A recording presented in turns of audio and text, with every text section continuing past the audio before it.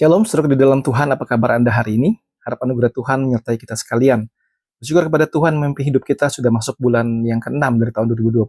Mari kita belajar merenungkan firman Tuhan, merenungkan kehidupan kita, dan mensyukuri segala berkat yang Tuhan berikan kepada kita sampai pada hari ini. Saudara sekalian, kita sedang merenungkan tema saat ini adalah berbicara mengenai tentang kenaikan Tuhan Yesus Kristus. Pada minggu lalu kita merayakan, memperingati dalam ibadah di gereja. Selamat datang dan bergabung bagi Bapak Ibu yang baru pertama kali dengarkan renungan ini. Silakan boleh subscribe channel ini, kemudian boleh sharingkan ke orang lain agar banyak orang dapatkan berkat dari firman Tuhan. Mari kita bersama-sama bersatu di dalam doa terlebih dahulu. Pada dalam surga kami mengucap syukur buat segala berkat pemeliharaan-Mu kepada kami selama bulan-bulan yang sudah berlalu sampai bulan Juni, masuk minggu yang pertama. Bersyukur untuk segala anugerah kebaikan Tuhan yang boleh kami rasakan. Kami bersama-sama menikmati penyertaan Tuhan dan berdoa buat bulan ke depan ini ke dalam tangan Tuhan. Mohon Tuhan pelihara berkati setiap kami. Kita juga perenungan pada saat ini ya Tuhan agar jadi berkat bagi banyak orang. Dalam Yesus Kristus kami bersyukur dan kami berdoa. Amin.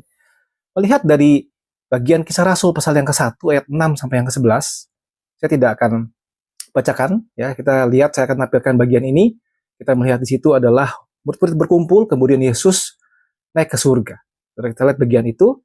Waktu kita merenungkan bagian ini, kita berpikir begini, apakah kenaikan Tuhan ke surga merupakan sebuah ending, perpisahan ending, atau malah sebagai sebuah beginning, awal.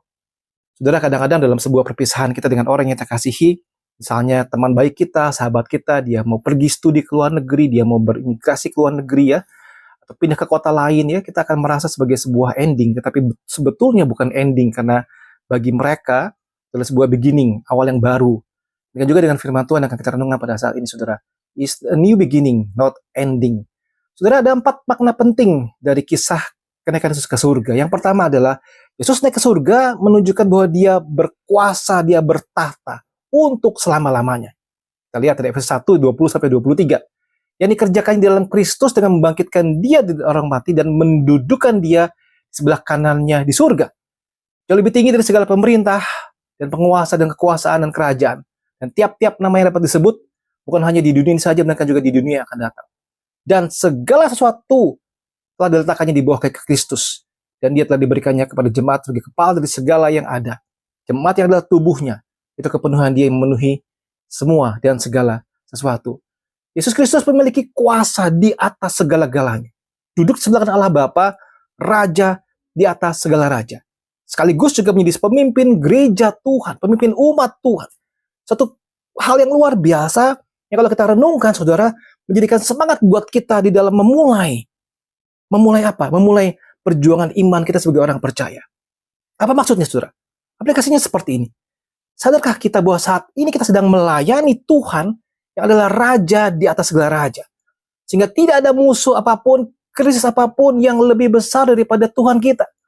Kita bisa hidup dengan penuh percaya diri, mengetahui bahwa Yesus Kristus memegang otoritas yang paling utama sebagai Raja di atas segala raja. Ini adalah awal, bukan akhir. Dan aspek yang kedua begini, Yesus naik ke surga, dia menjadi perantara antara Allah Bapa dengan kita. Oh saudara, sangat indah sekali dicatat dalam Ibrani 4 ayat 14-16. Kita sekarang mempunyai imam besar agung yang telah melintasi semua langit, yaitu Yesus, anak Allah. Baiklah kita teguh berpegang pada pengakuan iman kita. Sebab imam besar yang kita punya bukanlah imam besar yang tidak dapat turut merasakan kelemahan-kelemahan kita. Sebaliknya sama dengan kita. Yang telah dicobai, tetap hanya tidak berbuat dosa. Marilah kita dengan penuh keberanian menghampiri tahta kasih karunia, supaya kita menerima rahmat dan menemukan kasih karunia untuk mendapatkan pertolongan kita pada waktunya. Saudara, puji Tuhan, ketika Yesus ke surga, dia menjadi perantara antara kita dengan Allah Bapa. Dia bersyafaat bagi kita, dia terus berdoa bagi kita.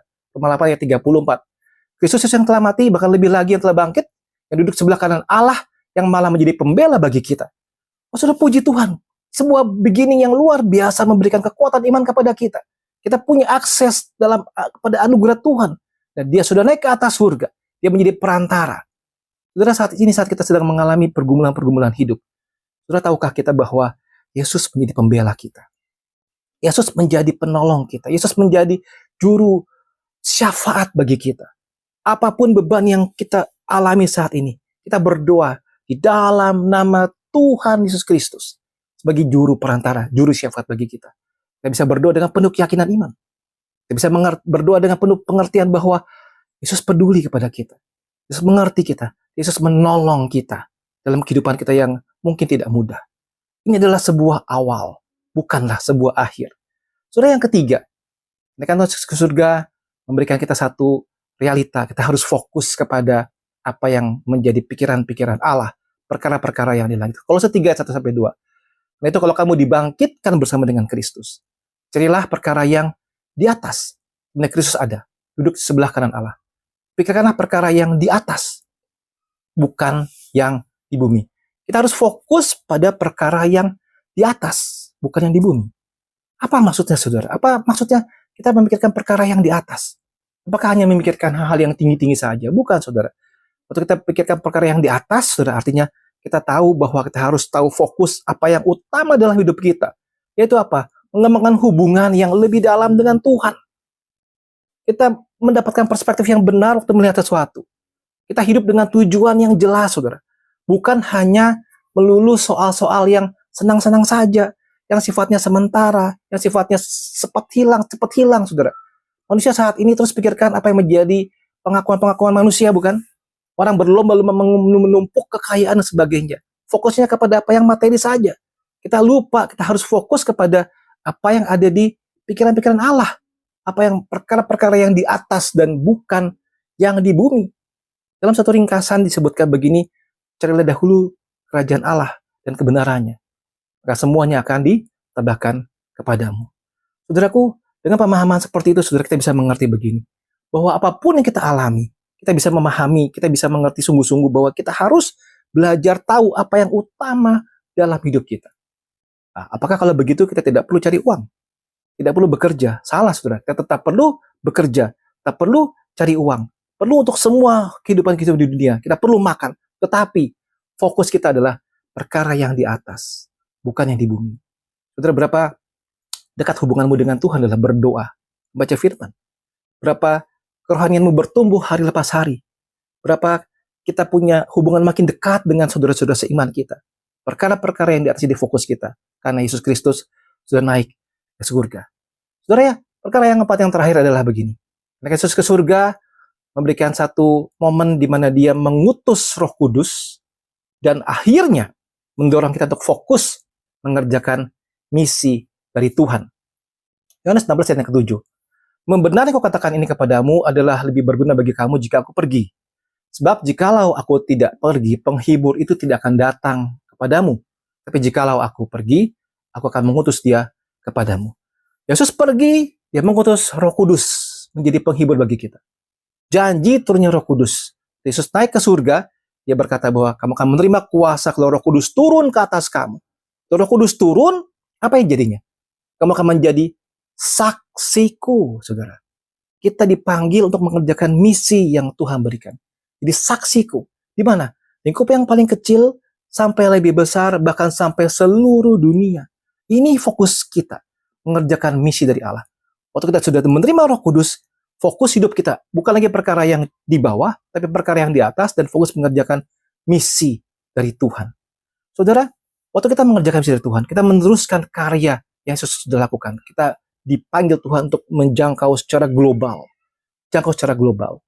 Apakah hidupmu sudah mencerminkan kau adalah orang-orang yang dipanggil oleh Tuhan? Orang-orang yang memiliki kehidupan yang berbeda. Apakah perkataanmu? Apakah perbuatanmu? Apakah pelayananmu? Semua dengan tujuan satu, menyelesaikan misi yang Tuhan percayakan kepada kita. Dan puji Tuhan, saudara. Tuhan memberikan kekuatan. Tuhan mengirimkan Roh Kudus untuk kita. Ini adalah sebuah awal dan bukan akhir. Kalau kita melihat apa yang dialami oleh para murid, dia melihat ke langit, Yesus pergi ke surga.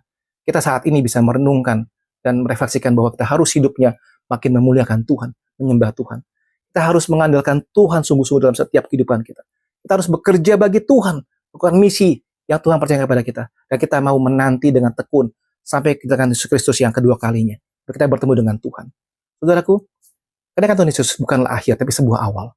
Mari kita bersama-sama menjalani peran yang Tuhan berikan kepada kita. Sampai seluruh bangsa, seluruh dia boleh mengenal Tuhan. Injil Tuhan diberitakan. Tuhan menolong dan memberkati kita sekalian. Amin.